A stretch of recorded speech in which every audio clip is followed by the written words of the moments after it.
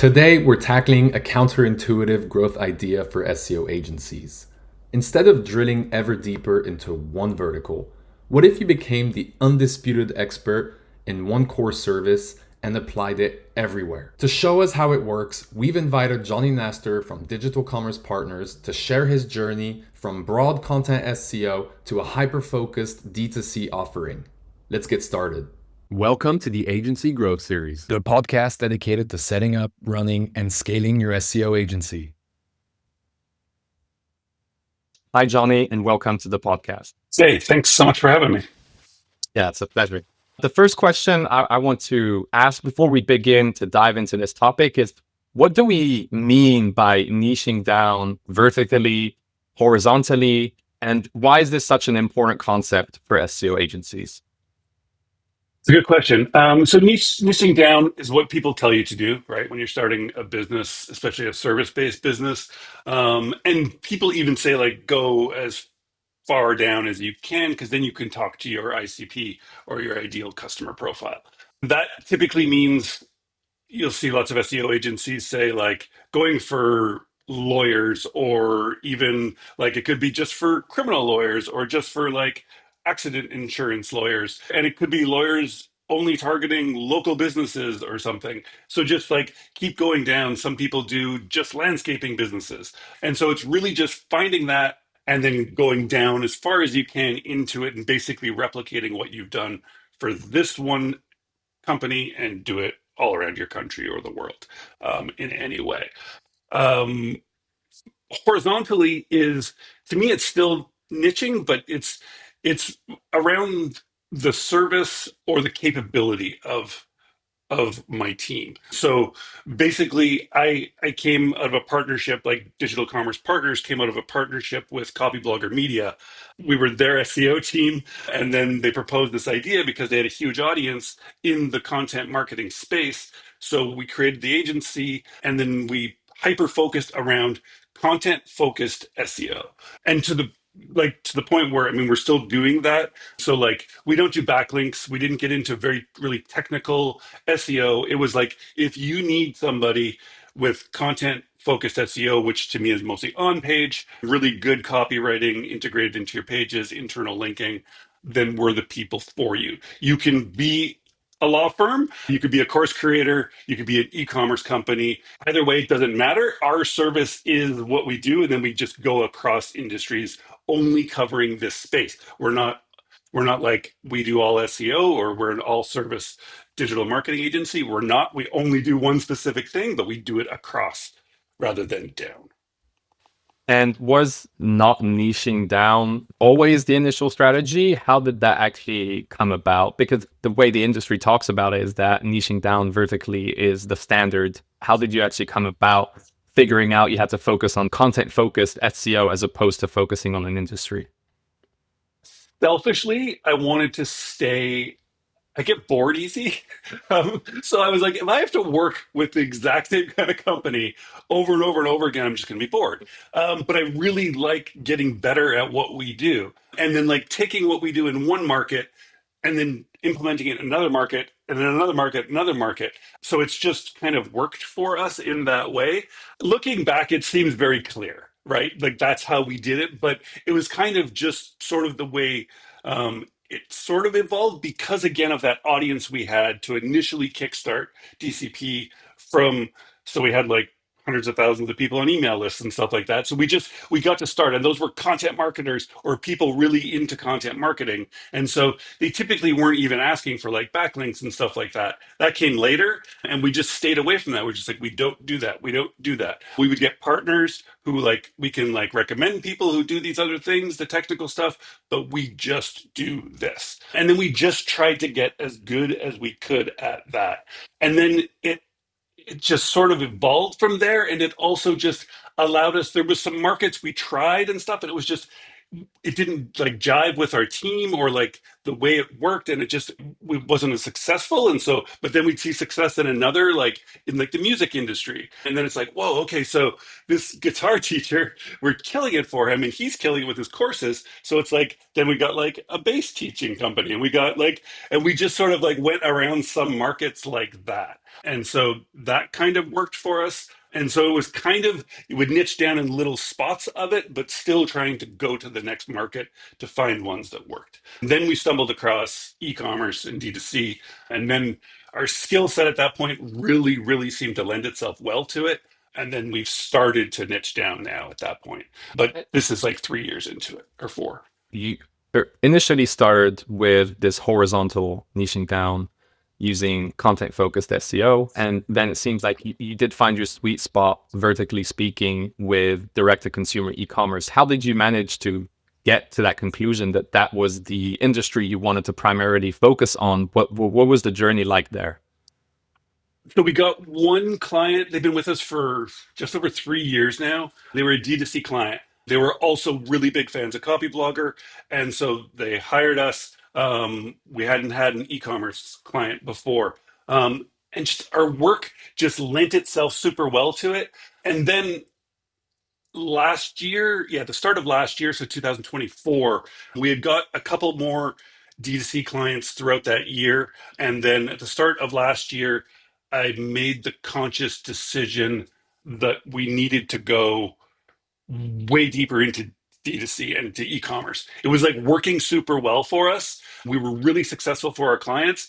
And I also saw on the horizon AI coming. And now it makes perfect sense again looking back, but as of then this year, like we're seeing the top of the funnel just like being just, it's gone, like it doesn't exist. And the companies we were working with before this, it was all top of funnel stuff. Like it was just huge traffic, and then we could get some people down to buy from them. But then it was like I was seeing sort of this, and I was like, people still, once AI comes, I mean, they still, if they want to buy a dress, or if they want to buy a router, or if they want to, they'll find it somewhere else. Maybe they'll do the research for it some other way, which we can help our clients be found that way, but they still need to physically buy that. But since we were in like course creators and stuff like that, I was like, oh, that's a tough market. And it was just getting hard to like, it was getting hard to be able to charge the amount of money we needed to charge of what we wanted to, and then also to get our clients to see like ROI on it, which is absolutely important if they're going to stay with us. So the D2C just sort of came out of that, and then we just kind of went all into it, and then we got a few just really amazing clients, and they were just super happy. They're like, how do we do more of this? And it just worked. Sounds like you found your sweet spot. Yeah. AI, yeah, definitely something we'll come back to. What I'm curious about is when you talk about acquiring clients across different verticals, is how do you build domain expertise to serve clients in different industries? And do you collaborate with external partners? How do you come up with the material, the case studies to convince customers from different industries that you're the right partner? That's a good question. So the way we have always been able to work in different markets is everybody on our team is like in-house except for our writers, which was way more important 5 years ago than it is now, obviously. But because again, we came from Copyblogger had certified content marketers. They had about 1,200 people they had certified under the system of Copyblogger. And so we had access to this massive database. They all had different expertise. So we would bring in a new client, we would interview them and like understand exactly what it is, and then we would go hand pick writers from that group and then work with our SEOs and content team, but we would use their expertise. So because that was another problem I saw with other agencies that I didn't want to do, which was you have a couple in-house writers and they have to just fit into whatever client comes along, which again works if you're vertically niching because you're writing about law every single time, or landscaping, or whatever it happens to be. But with ours, we weren't. We were going in the wackiest markets but doing the same things, which to me made sense, but we needed different expertise for that. And honestly, the way I sold it and still sell it to this day, because people always ask, it's like, well, have you worked with another client like ours? And it's like, I said no, and that's good because I couldn't have this conversation with you if we have, because we don't ever work in competing markets. Because not that I want to toot my own horn, but I'm only competing with myself then. I put everything we can into getting my client to rank number one for every important keyword and phrase for them. Now, whether I work for them or not, that's still there. I can't just now move in and I'm just going to be competing with my own contents that I've already created. So it just doesn't work. So again, I have to keep going horizontally in that sense. And people tend to, they like that. Like, I mean, if as long as I can like say like, well, we worked with the client here, here, and here doing, and here's why it is like similar to your project. And I think what we did here will work with you here. It's like, oh, that makes sense, almost to the point where I feel like they like it better than just like, well, we only work with all of your competitors. Because then it to me, I feel like that would be a hard sell. People do it all the time, but to me, it was easier to sell without the competition involved and me just being able to say, I'm my own competition. People kind of are like, oh, that's actually quite interesting.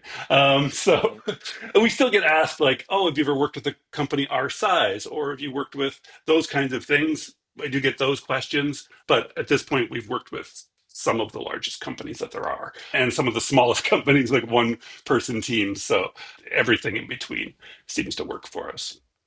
Whenever you're confronted with a potential industry that you're completely not used to, do you have to do a lot of research prior to the pitch or prior to that first contact with the customer? How do you go about doing that? We do have like a fairly simple process that somebody on my SEO team runs and pulls data together for me about the company. But for beforehand, because we've worked with certain types of companies, but they're in completely different markets so many times that I kind of have a pretty good idea. Like there's say like 10 things or fewer that are the big like leverage points for ecom, and I can kind of just look at and be like, okay, and then in the proposal it's like, okay, these are the three first ones, here's two after that I think we'll probably be going after. We haven't dove into your site, we don't know all the data, but my expertise tells me these are the things, and they're usually fairly accurate in that sense. Then we do have a pretty in-depth process. We call it our business integration process, which is from day one we run some interviews with different parts of their team and ours, and we build out like writer guidelines and documentation on like their ICP, who they're selling to, what they're selling, what like their marketing stack looks like, and then everybody who's creating content or working on SEO, whether they're in-house or writers afterwards, have to read and understand these documents before starting. And that's just sort of evolved over time. And that's just sort of a way we've found to really get into the weeds and really fully understand what the business is, and also really what are their goals for us. Because at the beginning we did sort of misalign with goals at times, and it was like we really need clarity on this, and so that business integration process helps us with that. And it's just been one of those ever evolving iterative sort of processes that has grown and contracted and expanded and sort of changed over time. Based on the process you talked about, I'm interested in knowing a bit more about how you onboard new clients across different industries without having to start from scratch each time, which I guess can be, a lot of effort involved in that process. You talked about how do you optimize that? How do you make it scalable? Um, So we haven't worried a lot about scalability. Like we have to the point where we've got to, but we don't take on a ton of clients. Our clients right now are staying with us on average for just over 19 months. And so it's like we don't even take on a new client every single month. It's just not what we do. My process now, a lot of it is turning it away, and we have some like partners at other agencies because most people just aren't the right fit for us. And I'm totally fine with telling them that and then guiding them to where I think these guys are perfect for you, but you're just not the right fit. But for the onboarding, we just have a really clear sort of like, we know we have to do some like technical like pulling data. We call it our page mapping audit. Is like the very first thing day one of a project. Well, like while we're talking to the clients and having our business integration, we're like, we do a full like screaming frog crawl and pull everything in, and we start just looking at the site as a whole and then categorizing things out. Also looking for, which we've found more than once, like, oh, you have an entire duplicate of your site as a staging that's still indexable, those kinds of things. And there's like, oh, we forgot that was 2 years ago. Those kind of things get found. Then it's like, okay, well, let's get rid of that, obviously. And then from there, we have our processes are all documented in, we use a tool called Slab, which is like our knowledge base for SOPs. And then we have some like just like decision trees on like what we find in the page mapping audit, and do they go to like content audit, or do they go to like content strategy, or we have a website health audit, which is kind of our technical audit. Depending on what's found at the beginning, which steps do we go to? And really we're trying to get to the work. As much as I understand we have to do the audits and all that things, nobody ever buys an audit. Nobody wants the audit, right? They want results. And so it's our goal to get, but we have to make sure we make the right moves and people understand that. So with these decisions, we try and just make the fastest decisions without missing stuff, and get them to where we think, okay, we can take action on these collection pages now. These are what need to happen, or else we're missing these 10 collections that are, and you've told us like we're going after these 40 keywords. 10 of them we don't have any content for. We need these pages immediately, that kind of stuff. So again, because even in the proposal, I've kind of just looked at their site quickly, and we've dealt with so many e-commerce sites that it's kind of like, you're missing this, you're missing this. We need to fix these. Your PDPs are just a mess. So we can kind of prioritize it from there and then take them to it. So some decision trees based around probably the 10 processes possibilities, which ones are best. All of them would get done if a client stays with us for long enough, but it's a matter of prioritizing those. And then also with e-commerce, unlike a course creator where you kind of can just run out of content, like we've created all 100 pieces of content, and what else? It's like there's just constant influx of new products and stuff always coming out, and new launches. So there's kind of always new stuff to keep us, I guess, required and helpful to the clients. All right, that's very clear. You talked about rejecting or refusing to work with some customers. I'm curious to know a bit more about what is your qualification criteria. How much does the vertical play a role in that? I hear a lot during the last two podcasts about choosing the right customers to work with, and it seems to be a recurring theme. And you would think that for an SEO agency, especially in its initial phases, they'd be taking on any customer, but it seems like the smart ones actually reject some of the customers and spend most of their efforts on those that they deem to be of high quality. How do you actually do that, and what is the process for DCP? So we've taken on clients that we shouldn't have taken on before, which has become really obvious almost immediately after. There's been two clients that we've actually sort of parted ways with in the first week, because we just realized, it is a problem with the horizontal, right? Because we're working in different markets, and it's kind of, but it wasn't even the market per se. It was kind of just a really bad mismatch of teams. And it was just like, this is not going to work. So it's like, let's just all agree that none of this happened. Everybody gets their money back. Everyone's happy. Let's go. And so we have gotten a bit better at that, like sort of figuring that out.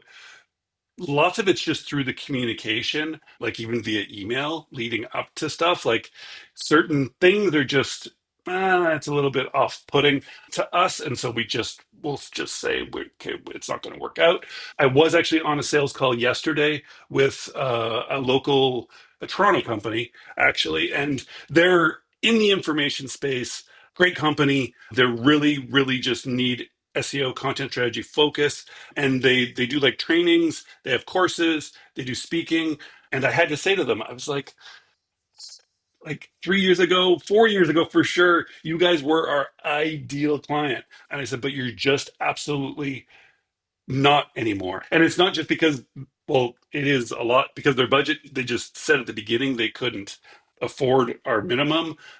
And I was like, well, I mean, sometimes we can make things work, but it was just like, honestly, I feel terrible, but like every strategy I know for you, I know won't work. I know we shouldn't be going after the top of funnel right now.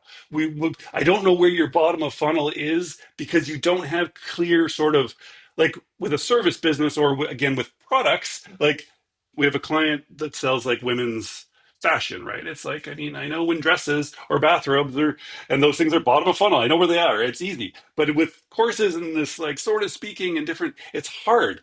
And I was just like, is it's intriguing to me to want to find that out and to work with you for that to be able to like figure out because I know there's a way, but you don't have the budget to pay me for the next 6 months to experiment with this kind of stuff. And you shouldn't. You need action now. And there's probably people out there who have figured it out already. So you really should be going with them. And they seem to really appreciate the candidness of it. One of the people actually ended up living just in my neighborhood too. So it's like, well, maybe we'll see each other at a coffee shop or something. But it was just like straight up, it's we do charge, I think like we charge a fair bit per month, and our clients demand, well, I demand of us to get them so that they're profitable within 3 months and they're making money back from us every single month, and then significantly exponentially more than that. And if I can't see that in your project, I really can't take you on confidently and feel good about myself because I know it's going to be a mess and you're just not going to be happy. And it's why our clients stay with us for on average 19 months because as long as they're getting that ROI, they're going to stay. There's no reason for people to go. But if I can't do it, I can't do it. Still, obviously, if people come and they're like, "Oh, we're just looking for like a bunch of backlinks for these pages, blah blah blah," I get these emails quite often and stuff, and I'll just like refer them off to other people. Like that's we're not even getting on a call because we just don't do backlinks. It's not what we do. Do you do PR? Do you do this? No, we don't. We literally do this, which is content focused SEO. But then the clients that do find us, and when we get on that call, they're just like, "I just got to tell you, went through so many different like SEO agencies and stuff, and like I love your content focused approach." And it's like it just speaks to certain people. It doesn't speak to most people. Again, we don't need tons of clients, right? If we have like between 15 and 20 clients, we're more than happy. It's just where we want to be. But again, clients that are paying us well every single month. And you're amounting to I think I remember correctly, over 1 million in revenue with those clients, right? Yes, yes. Significantly at this point, but yeah, we Yeah. hit that just, I think we were about 14 or 15 months into the business. Um, Congratulations. yeah. So you don't need that many customers to be able to reach those milestones. So choose the customers carefully, basically, is the Exactly. conclusion to this. And exactly. And I know it's like one of those boring sentiments that people say, like charge more, but really just charge more if you can or when you can, because you really do start working with a different caliber of clients.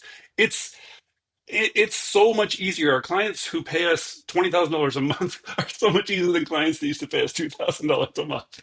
It I just hear that a really, lot. it's I hear that a crazy. lot. And I know, and that's why I don't even want to say it because somebody listening who hasn't made that transition yet is like, oh, I hear that all the time. It's like, I know, and it's hard to explain, but it's just a different type of company. And so we just like, if you just started a Shopify site and you have it all set up and it looks nice and you just want traffic, I get those emails a lot too.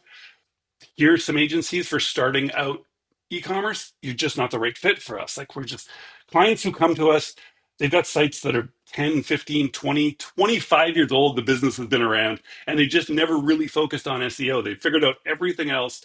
They've built an amazing business, got an amazing amount of like customers, but they're like, it's finally time to do SEO. And it's like, okay, we can probably work with this really well.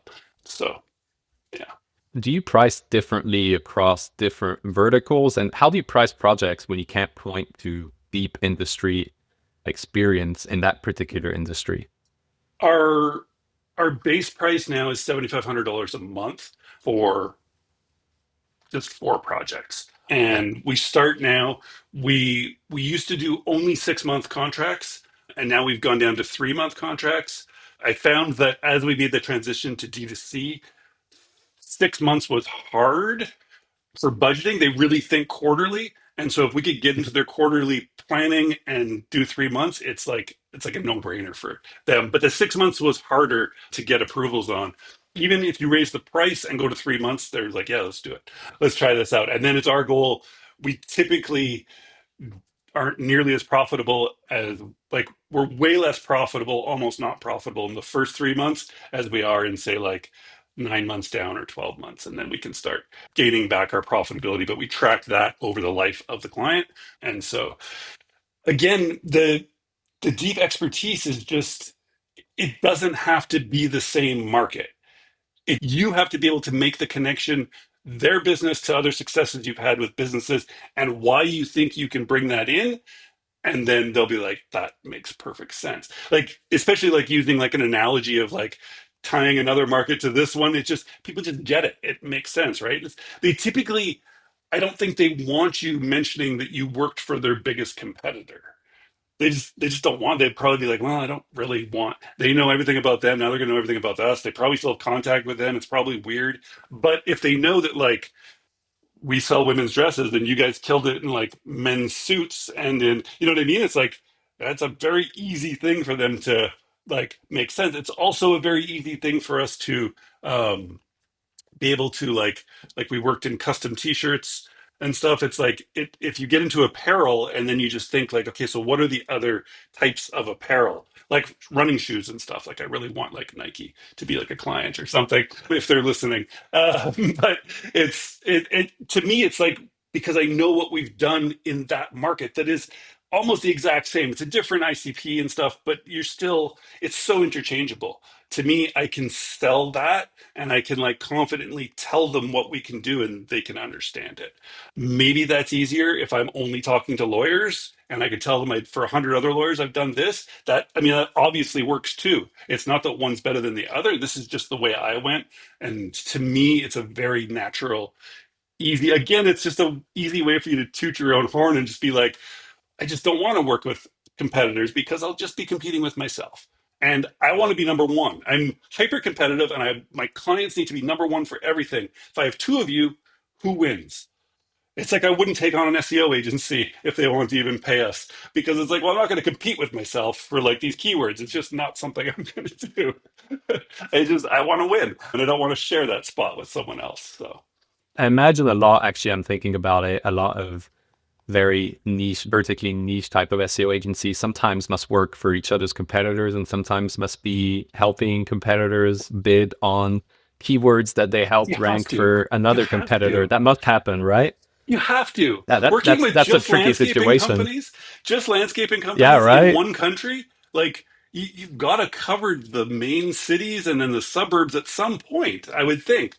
Especially because lots of those are like lower price point retainers. And so just like 1,000 clients, right? Rather than we have a few clients who can just pay us better, or pay us more. I shouldn't say better. No, none of these models are better or worse, I don't think. It's just choose one. And I don't think you have to go down. That's all. Ever lost out on a deal because you didn't have specialized experience or expertise in the specific field that they operate in?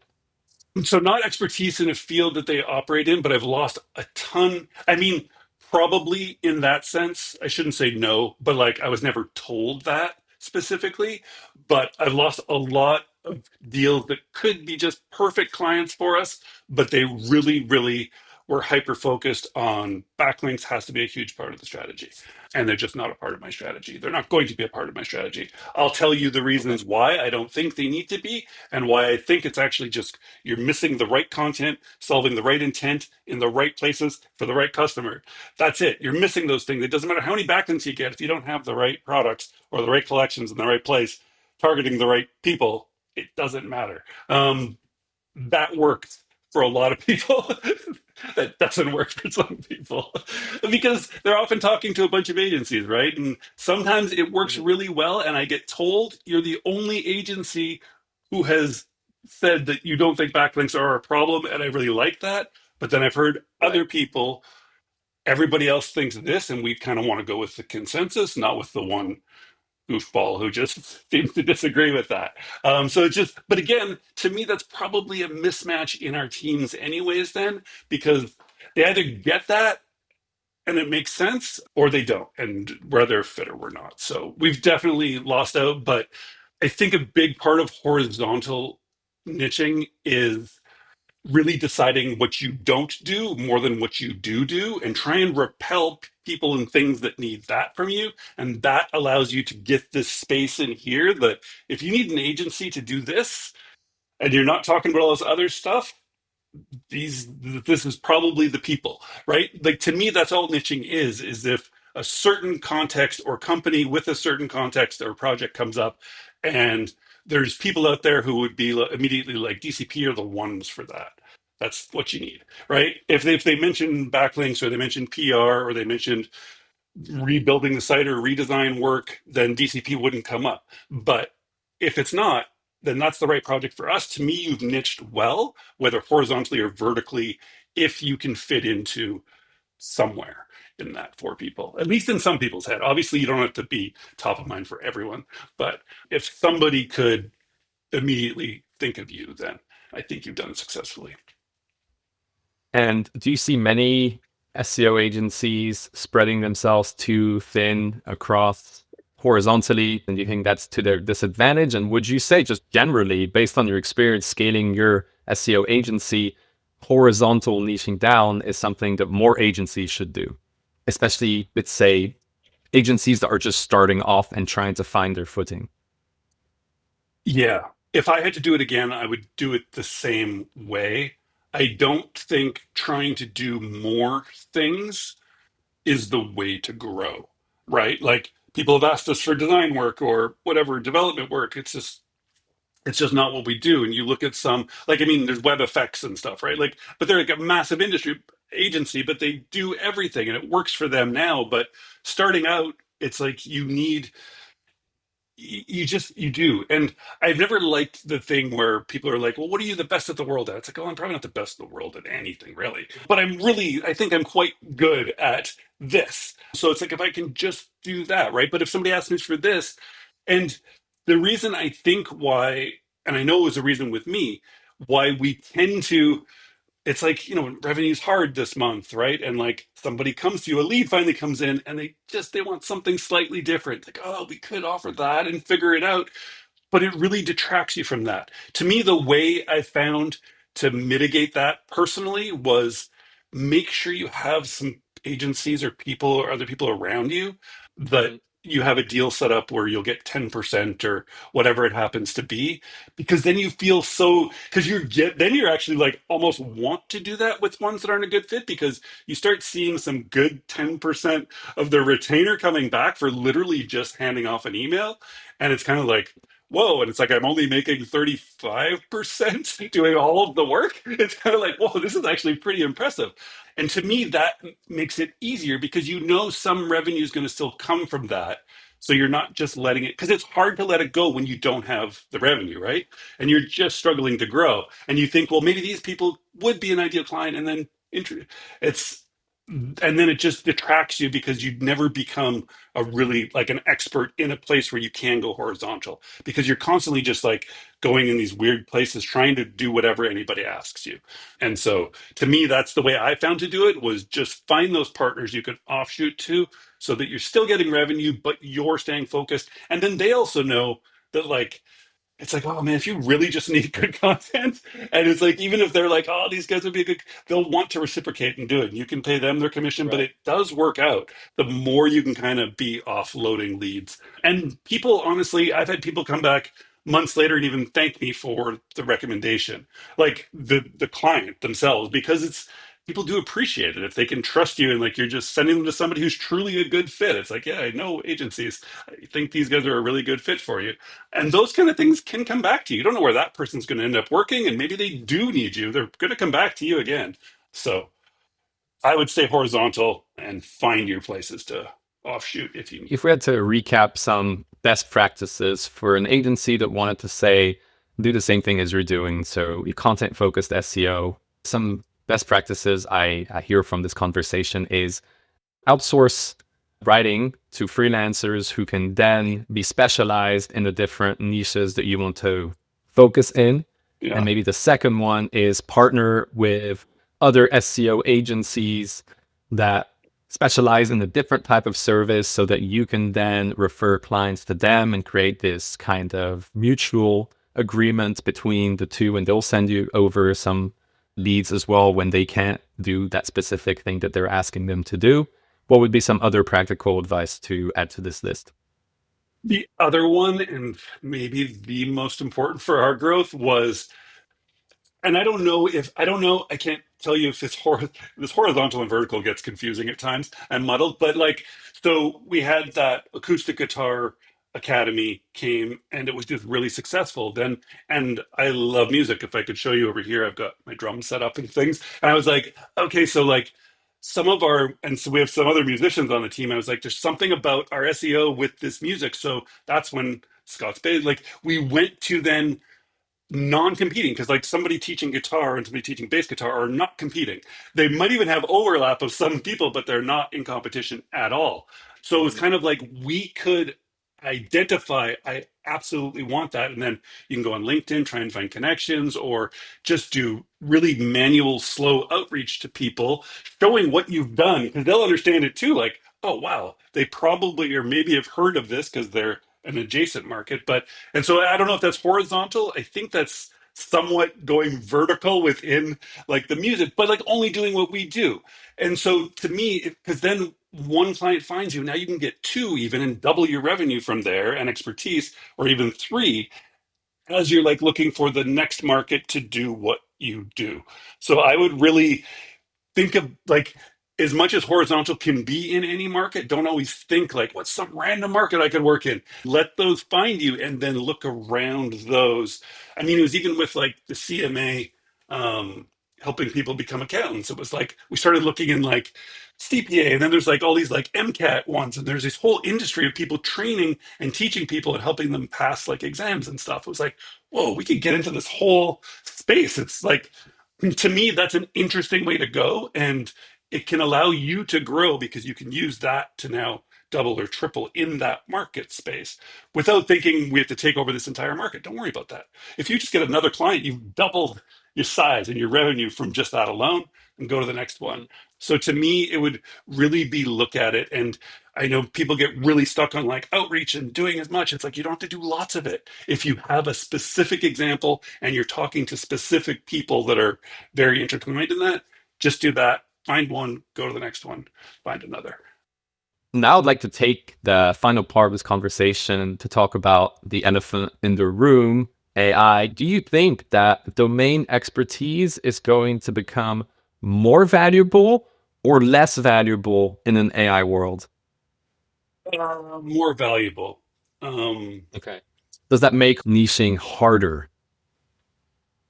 Again, it gets muddy with like the D2C horizontal, right? Because I see them as all different markets and industries, but to me, they're just, there's things we can do, and like the expansion of like collection expansion, we call it, is like the biggest thing we do for our clients, which is we land on a client and they're like, what do you guys sell? What's your biggest thing? We sell women's pajamas. Okay.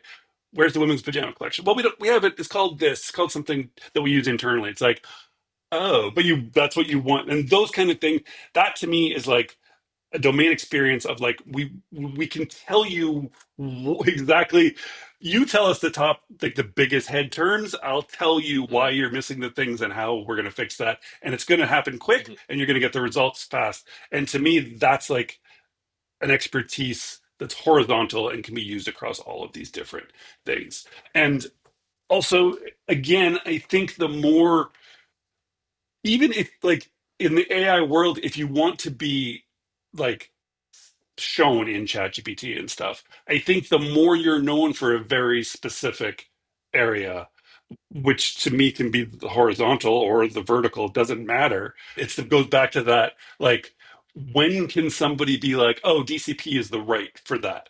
If you can do that with what you're doing, then the AI world is also going to do that same thing for you, right?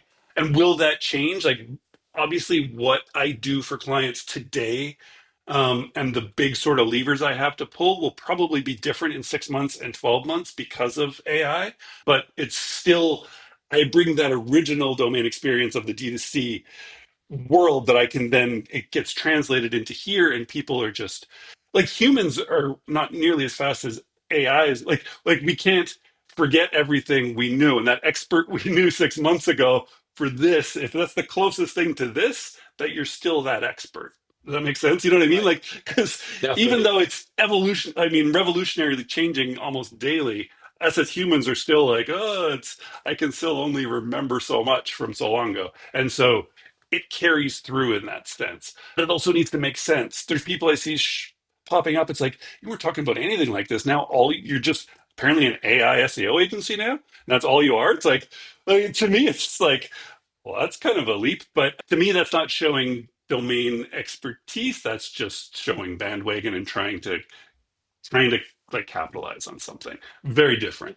I think I think it's really about like what can you be known for, and that's you have to define that yourself before any other tool will ever define it for you um, or with you in the way you want. Yeah, I fully agree with that. And I see many agencies jumping on this bandwagon. It's pretty crazy. I mean, we're kind of complicit in that. We have the AI visibility rank tracker, which, is kind of geared towards that.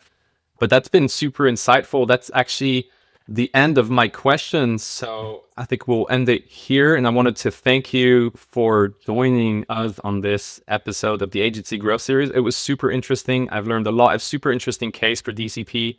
And I'm sure that our listeners will find a lot of value in what you've said.